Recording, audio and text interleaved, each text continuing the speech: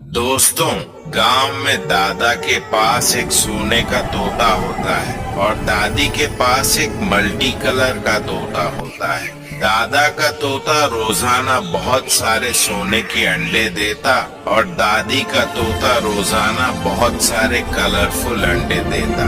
दादा रोजाना सोने के अंडों को शहर में बेचने जाता और ज्वेलरी शॉप पर सोने के अंडे बेचता। अब दादा खूब पैसे कमा कर लाता है, उधर दादी भी कलरफुल अंडों को बाजार बेचने जाती है, मगर दादी के अंडों को कोई भी नहीं खरीदता।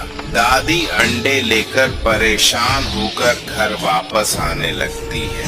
दादा अब शहर में एक प्यारा सा घर खरीदकर अपने सोने के तोते के साथ रहने लगता है।